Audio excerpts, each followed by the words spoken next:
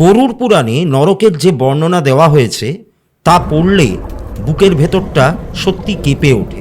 এই নরক প্রচণ্ড ভয়ানক একটি স্থান। পাপীদের আত্মাদের সেখানে কষ্ট দেওয়া হয়। প্রত্যেকটা পাপের চুলচেরা বিচার, চুলচেরা বিশ্লেষণ সেখানে করা হয়। কারোর কোনো নিস্তার নেই। আর এই যমলোক বা এই নরকের যিনি অধিপতি তিনিই হচ্ছেন ধর্মরাজ, যাকে আমরা খুব সহজ ভাষায় যমরাজ বলেও সম্বোধন করে থাকি। এই যমরাজের কাছে মর্তলোকে কোন ব্যক্তি কবে মারা যাবেন, কতদিন বাঁচবেন, সব কিছুর হিসেব কিন্তু তিনি জেনে বসে আছেন। এবং মৃত্যুকাল যখন উপস্থিত হয় তখন যমরাজ তার দূতেদেরকে বা তার অনুচরদেরকে প্রেরণ করেন সেই মৃত ব্যক্তির আত্মাকে নরকে নিয়ে আসার জন্য। কিন্তু এই যে যমরাজ, এনাকেও কিন্তু একবার মৃত্যুবরণ করতে হয়েছিল স্বয়ং শিবপুত্র কার্তিকের হাতে। ব্যাপারটা খুব অদ্ভুত লাগছে না?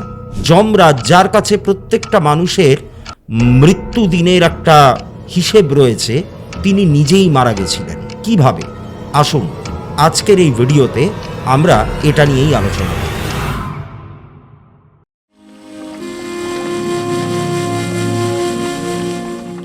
নমস্কার দর্শক বন্ধুরা, সনাতন কথায় আপনাদের সকলকে আমি স্বাগত জানাই। আশা করি আপনারা প্রত্যেকে ভালো আছেন, সুস্থ আছেন, আনন্দে আছেন। বহু যুগ আগে গোদাবরী নদীর তীরে শ্বেত নামে একজন ধার্মিক ব্রাহ্মণ বাস করতেন। ইনি ছিলেন মুনিবর গৌতমের অত্যন্ত পরম একজন মিত্র। ইনি ছিলেন শাস্ত্রজ্ঞ, ধার্মিক, প্রচণ্ড ভালো একজন মানুষ, জ্ঞানী একজন মানুষ। এবার ইনি প্রচণ্ড রকম শিবের ভক্ত ছিলেন, শিবকে প্রচণ্ড মানতেন, শিবের পুজো করতেন এবং শিবের পুজো না করে বা শিবের মাথায় জল না ঢেলে তিনি নিজে কিন্তু জলগ্রহণ করতেন না। এতটাই মারাত্মক রকমের তার ভক্তি ছিল মহাদেবের প্রতি। এবারে যা হয়, সময়ের সাথে সাথে এই শ্বেত তিনি কিন্তু বৃদ্ধ হয়ে আসেন। বার্ধক্যজনিত বেশ কিছু পীড়া তার শরীরের মধ্যে দেখা দেয়, কিছু রোগ ব্যাধি দেখা দেয়। বয়সের ভারে তিনি এক প্রকার নুয়ে পড়েন এবং তিনি বুঝতে পারেন যে এই পৃথিবীতে ওনার আর বেশি দিন নেই। অর্থাৎ ঈশ্বর প্রদত্ত এই যে জল, বায়ু, আলো, এগুলো গ্রহণ করার দিন প্রায় শেষ হয়ে এসছে। কিন্তু এত শরীর খারাপ হওয়া সত্ত্বেও বা বার্ধক্যজনিত পীড়ায় এত কষ্ট পাওয়া সত্ত্বেও তিনি কিন্তু শিবের উপাসনাটা ছাড়লেন না, ওটা কিন্তু তিনি নিয়মিত চালিয়ে যেতেন। এবার আমি একটু আগেই বলেছি আপনাদেরকে যে যখন কোনো ব্যক্তির মৃত্যুদিন বা মৃত্যুর কাল উপস্থিত হয় তখন কিন্তু যমরাজ বা ধর্মরাজ সেই খবরটা কিন্তু তিনি পেয়ে যান এবং তিনি তার দূতেদেরকে প্রেরণ করেন যে সেই মুমূর্ষু ব্যক্তির কাছে, যাতে মৃত্যু ঘটলে পরেই তার আত্মাকে তারা যেন যমরাজের কাছে নিয়ে যেতে পারে। এইবার এই শ্বেতের ক্ষেত্রেও কিন্তু এর কোনো ব্যতিক্রম হলো না। যমরাজ বুঝতে পারলেন যে এনার মৃত্যুদিন বা মৃত্যুকাল উপস্থিত হয়েছে, আর কিছুটা মাত্র সময় হয়তো বাকি রয়েছে। তিনি তখন কি করলেন, তার অনুচরদেরকে ডেকে বললেন যে তোমরা ওখানে যাও, গিয়ে উনি আর কিছুক্ষণ বাদেই হয়তো দেহত্যাগ করবেন বা ইহলীলা সাঙ্গ করবেন, তখন তোমরা ওর আত্মাকে আমার কাছে নিয়ে আসবে। তা অনুচরেরা যমরাজের আদেশ মান্য করে মর্তলোকের উদ্দেশ্যে রওনা দিল এবং শ্বেতের বাড়িতে বা শ্বেতের গৃহে পৌঁছে গেল তারা। এবার এর আগে যখনই এই যমরাজের অনুচরেরা মর্তলোকে গেছেন কারোর আত্মাকে নিয়ে আসার জন্য, তখন কিন্তু তারা সময় মতো গেছেন, সময় মতোই ফিরে এসছেন। কিন্তু এইবার কিছু ব্যতিক্রম ব্যাপার দেখা গেল। কি হলো? তারা তো গেল কিন্তু তাদের আর ফিরে আসার নাম নেই। অর্থাৎ তারা গেছে অনেকক্ষণ, অনেকটা সময় পেরিয়ে গেছে, কিন্তু তারা আর যমলোকে ফিরছে না। তা যমরাজ তার রাজদরবারে বসেছিলেন এবং সঙ্গে ছিলেন চিত্রগুপ্ত। চিত্রগুপ্তকে সেটাও আপনারা জানেন, যিনি সবার পাপ পুণ্যের একটা হিসেব রাখেন। তা তখন চিত্রগুপ্ত যমরাজকে বলছেন যে ব্যাপারটা কি হলো বলুন তো ধর্মরাজ, এর আগে তো কখনো এরকম হয়নি। সময় মতো আপনার অনুচরেরা গেছে, মৃতের আত্মাকে ধরে বেঁধে নিয়ে এসছে আপনার কাছে, কিন্তু এই ব্রাহ্মণ শ্বেতের ক্ষেত্রে তারা অনেকক্ষণ হলো চলে গেছে, কিন্তু তারপরেও তাদের ফেরবার নাম নেই। এরকম তো কখনো হয় না। তা তখন ধর্মরাজও একটুখানি চিন্তায় পড়ে গেলেন যে এরকম তো হবার কথা নয়, সত্যিই তো চিত্রগুপ্ত ঠিকই বলেছেন। তা তিনি আরও কিছুক্ষণ অপেক্ষা করলেন, তারপরেও যখন তার অনুচরেরা ফিরলেন না, তখন তিনি মৃত্যুকে ডেকে পাঠালেন। এবার মৃত্যুকে এখানে আপনারা একটা ব্যক্তি হিসেবেই কল্পনা করুন, একটা ম্যানিফেস্টেড ফর্ম। তা সেই মৃত্যু যমরাজের কাছে এলেন। তা যমরাজ তখন বললেন যে, মৃত্যু, আমার কিছু দূতেদেরকে প্রেরণ করেছি মর্তলোকে, সেখানে গোদাবরীর তীরে শ্বেত নামে একজন ব্রাহ্মণ বসবাস করেন, তার মৃত্যুকাল উপস্থিত হয়েছে, কিছুক্ষণের মধ্যেই তার মারা যাওয়ার কথা ছিল। তা আমার দূতেরা সেখানে গেছে তাকে নিয়ে আসার জন্য, কিন্তু তারা এখনো ফিরছে না। তা তুমি একটুখানি গিয়ে দেখবে যে কি ঘটেছে ব্যাপারটা। তা তখন মৃত্যু বললেন যে, আপনি কিচ্ছু চিন্তা করবেন না ধর্মরাজ, আমি গিয়ে দেখছি কি হয়েছে, কি ঘটেছে। তো এই বলে মৃত্যু মর্তলোকের উদ্দেশ্যে রওনা দিলেন এবং শ্বেতের ঠিকানায় পৌঁছে গেলেন। পৌঁছে গিয়ে মৃত্যু যেটা দেখলেন সেটা কিন্তু বেশ ভয়ানক একটা ব্যাপার। কি দেখলেন? আশ্চর্য করা একটা ব্যাপার, মানে ভয়ের থেকেও বেশি হচ্ছে বিস্ময়কর। তিনি দেখলেন শ্বেতের গৃহের বাইরে, ওনার যে কুটিরটা ছিল তার বাইরে শিবের সমস্ত অনুচরেরা দাঁড়িয়ে রয়েছেন, এবং যে সমস্ত যমদূতেদেরকে যমরাজ নিজে প্রেরণ করেছিলেন শ্বেতের আত্মাকে ধরে বেঁধে নিয়ে যাওয়ার জন্য, তারা বন্দি অবস্থায় সেখানে পড়ে রয়েছে। তো এইটা দেখে কিন্তু মৃত্যু প্রচণ্ড আশ্চর্য হলেন, প্রচণ্ড অবাক হলেন যে এটা কিভাবে সম্ভব। তা তখন মৃত্যু সেই শ্বেতের গৃহে, শ্বেতের কুটিরের মধ্যে প্রবেশ করতে উদ্যত হলেন। তা তখন শিবের অনুচরেরা তাকে বাধা দিলেন, বললেন যে আপনি এখন ভেতরে যাবেন না, সেখানে স্বয়ং মহাদেব কিন্তু অবস্থান করছেন। তা মৃত্যু সেই ব্যাপারগুলোকে উপেক্ষা করে তিনি রণহুঙ্কার ছেড়ে শ্বেতের কুটিরের মধ্যে প্রবেশ করলেন। করে যা দেখলেন তা আরও বিস্ময়কর ব্যাপার। শ্বেত একটা শয্যার ওপর শুয়ে রয়েছেন, তিনি অতিশয় বৃদ্ধ একজন ব্যক্তি। দেখলেই বোঝা যাচ্ছে যে তার মৃত্যুকাল উপস্থিত হয়েছে একদম নিকটবর্তী। কিন্তু সেই অবস্থাতেও তিনি শুয়ে শুয়ে, সেই মৃত্যুশয্যাতে শুয়েও তিনি কিন্তু শিবের স্তব করতে ভুলছেন না, শিবের স্তব তিনি করে চলেছেন। এবং তার মাথার সামনে স্বয়ং মহাদেব বসে রয়েছেন এবং ওনাকে রক্ষা করছেন, এবং তার সাথে ওনার আরও কিছু অনুচরেরা ওই ঘরটার মধ্যে রয়েছে। এইবার এতক্ষণে কিন্তু মৃত্যু বুঝতে পারলেন যে এই যমদূতেদেরকে, মানে যমদূতেদের যমালয়ে ফিরে যাওয়ার যে বিলম্বের কারণটা, সেটা এবার উনি বুঝতে পারলেন। তা উনি তখন মহাদেবকে বললেন যে, হে মহাশ্বর, আমি তো এনাকে নিয়ে যেতে এসছি, এনার তো মৃত্যুকাল উপস্থিত হয়েছে, তা আমাকে স্বয়ং ধর্মরাজ পাঠিয়েছেন, প্রেরণ করেছেন, তা আপনি এই কাজে বাধা দেবেন না, আমাকে আমার কাজটা করতে দিন। তা তখন মহাদেব মৃত্যুকে বললেন যে, না, এটা কখনোই সম্ভব না, আমি কখনোই আমার এই ভক্তকে যমালয়ে বা যমলোকে নিয়ে যেতে দেব না। যারা আমার ভক্ত তারা যমালয়ে যান না, তারা নরকের কষ্ট ভোগ করেন না, এই কথাটা যমরাজকে বুঝতে হবে, এটা স্বয়ং মহাদেব বলছেন। তা তুমি এক্ষুনি ফেরত চলে যাও, যমালয়েই ফেরত চলে যাও, এবং আমি যমরাজের যে সমস্ত অনুচরদেরকে বন্দি অবস্থায় রাখা আছে আমি তাদেরকেও ছেড়ে দিচ্ছি, তাদেরকেও মুক্ত করে দিচ্ছি, তাদেরকে সাথে নিয়ে তুমি যমালয়ে ফিরে যাও এবং ওখানে গিয়ে যমরাজকে ব্যাপারটা জানাও যে স্বয়ং মহাদেব এই কথাটা বলেছেন। তা মৃত্যু তো এত সহজে ছাড়বে না। মৃত্যুর কাজ কি? মৃত্যুর কাজই হচ্ছে প্রত্যেকটা প্রাণীর প্রাণ হরণ করা, এটাই তো মৃত্যুর কাজ। তা মৃত্যু সেই জায়গাটায়, সেখানে তো সে কোনো রকম কারোর সাথে তো কোনো রকম অ্যাডজাস্ট করতে চান না। তা তখন মৃত্যু কি করলেন? মৃত্যু বারবার করে মহাদেবকে বাধা দিতে থাকলেন, মহাদেবও উল্টে মৃত্যুকে বাধা দিতে থাকলেন, এবং ধীরে ধীরে এটা একটা বাকবিতণ্ডা, একটা তর্কের পর্যায়ে পৌঁছে গেল। এবার এই তর্ক হতে হতে হতে হতে যখন মৃত্যু তার মেজাজ হারিয়ে ফেললেন, তখন তিনি কি করলেন? তার যে দণ্ড, মৃত্যুর যে দণ্ডটা হাতে থাকে, সেই দণ্ড নিয়ে তিনি স্বয়ং মহাদেবকে আক্রমণ করতে গেলেন। কি ভয়ঙ্কর ব্যাপার ভাবুন। এইবার মহাদেবকে যখনই উনি আক্রমণ করতে উদ্যত হয়েছেন, তখন মহাদেবের যে সমস্ত অনুচরেরা ছিল তারা এক প্রকার মৃত্যুর ওপর ঝাঁপিয়ে পড়ল, তার যে দণ্ডটা, সেই দণ্ডটাকে খণ্ড বিখণ্ড করে ভেঙে ফেলল এবং মৃত্যুকে যার পরনাই আহত করলেন তারা। মানে ভেবে দেখুন, যার কাজ হচ্ছে, মৃত্যুর কাজ হচ্ছে সকলের প্রাণ হরণ করা, সে নিজে মহাদেবের অনুচরদের আক্রমণে আহত হলেন। কীরকম ভয়ঙ্কর ব্যাপার। এইবার মৃত্যু বুঝে গেলেন যে এদের পাল্লা ভারী, এদের সঙ্গে বাগবিতণ্ডায় গিয়ে বা কোনো ঘাত প্রতিঘাতে গিয়ে কোনো রকম লাভ হবে না, আমাকে এক্ষুনি এখান থেকে পলায়ন করতে হবে, সেটাই বুদ্ধিমানের কাজ। বরং আমি ধর্মরাজকে গিয়ে ব্যাপারটা জানাই, যমরাজকে গিয়ে ব্যাপারটা জানাই, এরপর উনি যা সিদ্ধান্ত নেবেন সেটাই হবে। তা এই ভেবে মৃত্যু কি করলেন, যমরাজের যে সমস্ত অনুচরেরা ওখানে বন্দি অবস্থায় ছিলেন তাদেরকে নিয়ে তিনি আবার যমালয়ে ফেরত গেলেন, যমলোকে ফেরত গেলেন, গিয়ে পুরো ব্যাপারটা যমরাজকে বললেন। তা যমরাজ এটা শুনে প্রচণ্ড রকম আশ্চর্য হলেন, অবাক হলেন এবং ক্রুদ্ধও হলেন।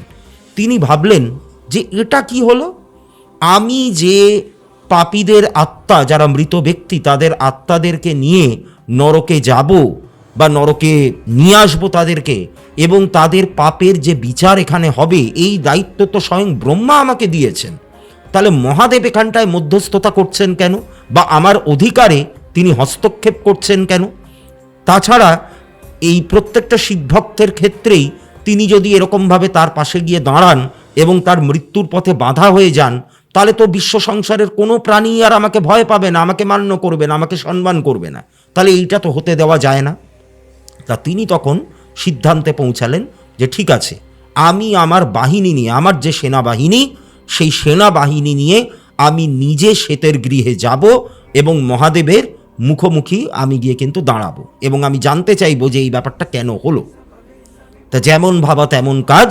যমরাজ তখন কি করলেন, যমরাজ তখন তার সমস্ত সৈন্যবাহিনীকে একত্রিত করলেন, করে মর্তলোকের উদ্দেশ্যে রওনা দিলেন। শ্বেতের গৃহের সামনে গিয়ে তিনি পৌঁছালেন।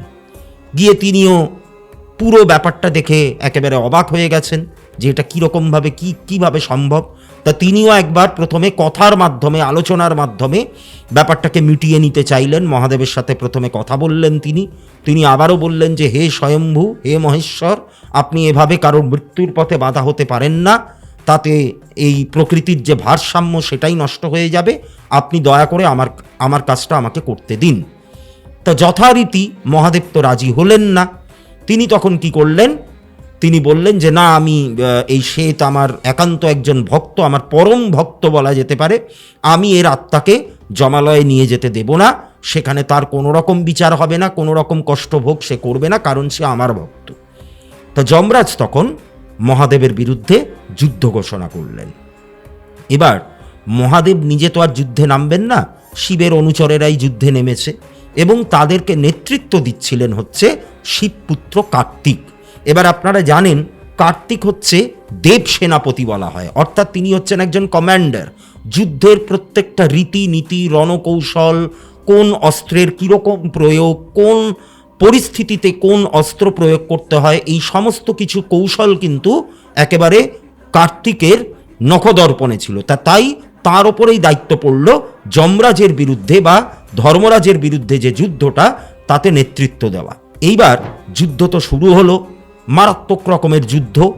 এবার কার্তিক দেবের কাছে একটা দিব্য বল্লম ছিল, যেই বল্লম স্বয়ং তার মা পার্বতী তাকে কিন্তু দিয়েছিলেন, প্রদান করেছিলেন।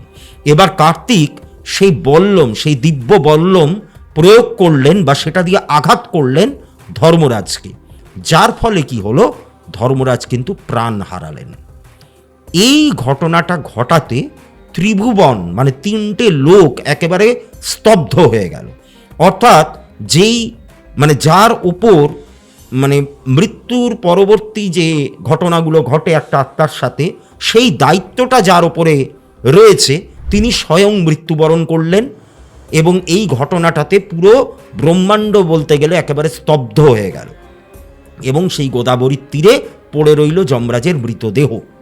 এবার দেবতারা প্রচণ্ড রকমভাবে ঘাবড়ে গেলেন, প্রচণ্ড রকম ভীত সন্ত্রস্ত হয়ে পড়লেন যে এই যে যমরাজ যে মারা গেলেন, এরপরে তো তাহলে মৃত্যু বলে তো আর পৃথিবীতে কিছু থাকবে না, কেউ আর যমরাজকে মান্য করবে না, কেউ পাপ পুণ্যের বিচার করবে না, বা পাপ পুণ্যের ব্যাপারটাই কারোর মধ্যে আর থাকবে না, লোকে আর কর্মফলের কথা ভাববে না, পাপ করবার আগে যে দুবার ভাবনা যে এই কাজটা করলে আমাকে নরকে গিয়ে অমুক শাস্তিটা ভোগ করতে হবে।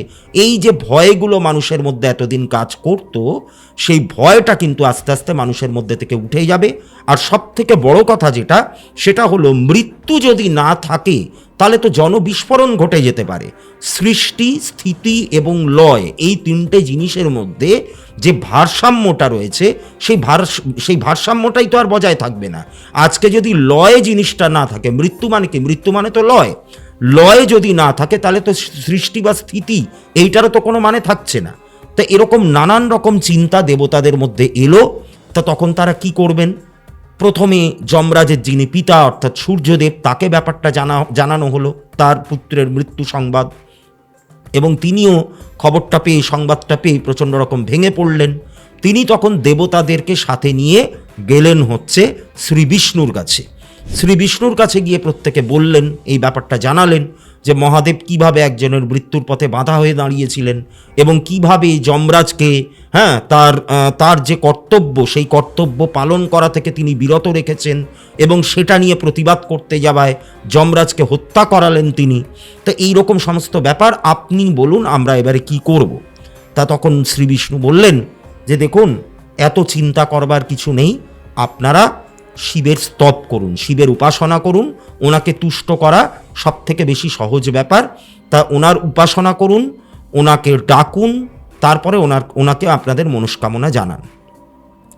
তা তখন দেবতারা নিরুপায় হয়ে শিবের উপাসনা শুরু করলেন।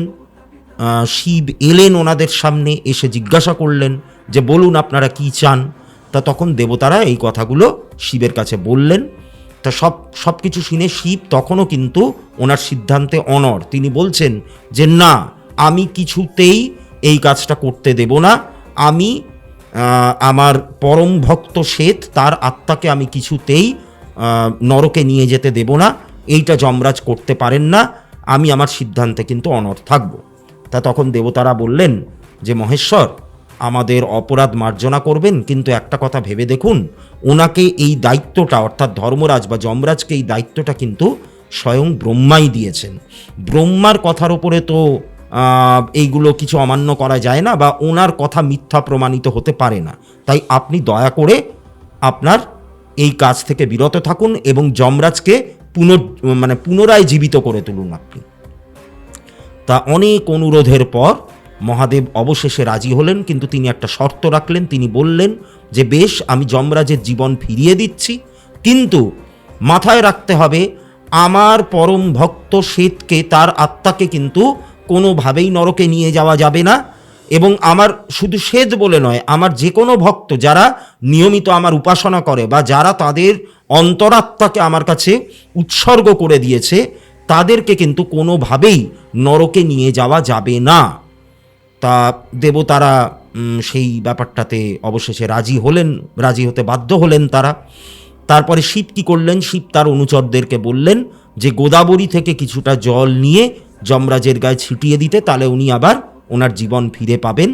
তা ধর্মরাজের মৃতদেহ বা নিথর দেহটা তখনও পড়েছিল গোদাবরীর তীরে। তা সেখান থেকে জল নিয়ে শিবের অনুচরেরা তার গায়ে ছেটালেন এবং তার সাথে সাথে তিনি তার জীবন ফিরে পেলেন। তা এই ছিল হচ্ছে ব্রাহ্মণ শ্বেত এবং মহাদেবের পৌরাণিক একটি কাহিনী। এই কাহিনী আপনারা ব্রহ্মপুরাণেই পাবেন।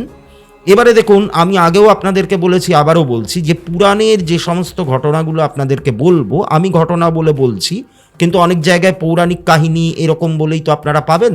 তা এই ঘটনাগুলোকে বা এই কাহিনীগুলোকে আপনাদের নিছক কাহিনী মনে হতেই পারে, কিন্তু বারবার করে একটাই কথা আমি আপনাদেরকে মনে করিয়ে দিতে চাই, সেটা হচ্ছে যে এই কাহিনীগুলো একটা মোড়ক, কিন্তু এই মোড়কের মধ্যে রয়েছে কিন্তু বেশ কিছুটা সারমর্ম, যেগুলো আপনাদেরকে বুঝতে হবে। অর্থাৎ এই যে ঘটনাটা আপনাদেরকে বললাম, এই ঘটনাটার ব্যাখ্যা কি হতে পারে। দেখুন, কাউকে তো এরকমভাবে পুনরুজ্জীবিত করে তোলা যায় না, এটা তো সায়েন্টিফিক্যালি পসিবল না, কারোর দেহের মধ্যে লাইফ এনে দেওয়া পসিবল না। কিন্তু এখানে যেটা বলা হচ্ছে, জন্ম যখন হচ্ছে তখন মৃত্যু হবেই। এবার শ্বেতের যে আত্মা, শ্বেত যদি মারা যায়, তার যে আত্মা, সেই আত্মাটাকে স্বয়ং মহাদেব নরকে নিয়ে যেতে দিচ্ছেন না। কেন দিচ্ছেন না? কারণ নরক জায়গাটা কি? নরক বা যমলোক হচ্ছে বিচারের জায়গা। কিসের বিচার? আমি সারাটা জীবন ধরে যা যা পাপ আর পুণ্য করেছি তার একটা হিসেব সেখানে রয়েছে, সেইগুলোর বিচার। যদি আমি পুণ্য করে থাকি সেই অনুযায়ী আমি তার ফল ভোগ করব, যদি আমি পাপ করে থাকি আমি সেই অনুযায়ী তার ফল ভোগ করব। কিন্তু এখানে এটাই বলার চেষ্টা করা হচ্ছে যে যারা মহাদেবের কাছে নিজেদেরকে সমর্পণ করে তারা কিন্তু এই জন্ম মৃত্যুর চক্র, অর্থাৎ এই পুনর্জন্মের যে চক্রটা বা এই যে সাইকেলটা, এখান থেকে কিন্তু তারা বেরিয়ে আসতে পারে। অর্থাৎ নরকে যখন যাওয়া হচ্ছে তখন তার পাপের হিসেব রয়েছে সেখানে প্রচুর, সেই হিসেবগুলো হবে, সেখানে পাপীর আত্মা শাস্তি পাবে, তারপরে আবার তাকে পৃথিবীতে জন্মগ্রহণ করতে হবে। অর্থাৎ এই পুরো ব্যাপারটা কিন্তু চলতেই থাকে। কিন্তু মহাদেবের কাছে যদি নিজেকে সমর্পণ করা যায় তাহলে কিন্তু মোক্ষ লাভ সম্ভব, ভক্তি মার্গে থেকেও কিন্তু মোক্ষ লাভ সম্ভব, এবং এই জন্ম মৃত্যুর যে সাইকেলটা, যে চক্রটা, সেখান থেকে বেরিয়ে আসাটাও কিন্তু সম্ভব। এবং শিবের উপাসক যারা হন, শিবের ভক্ত, পরম ভক্ত যারা হন, তাদেরকে কিন্তু মৃত্যু ভয় জর্জরিত করতে পারে না, অসুবিধা সৃষ্টি তাদের ক্ষেত্রে করতে পারে না। এটাই কিন্তু এই পৌরাণিক কাহিনীর মাধ্যমে বলা হচ্ছে। তাহলে এই ছিল আজকের এই ঘটনা, আজকের এপিসোড। কেমন লাগলো অবশ্যই আমাকে জানাবেন, আপনাদের কমেন্ট বক্সে মন্তব্য করবেন। যদি ভিডিওটি ভালো লেগে থাকে এটিকে অবশ্যই লাইক করবেন, আমার চ্যানেলটিকে সাবস্ক্রাইব করবেন। আবারও দেখা হবে আগামী বৃহস্পতিবার ঠিক রাত্রি 9টায়। আপনারা প্রত্যেকে ভালো থাকবেন, সুস্থ থাকবেন। নমস্কার।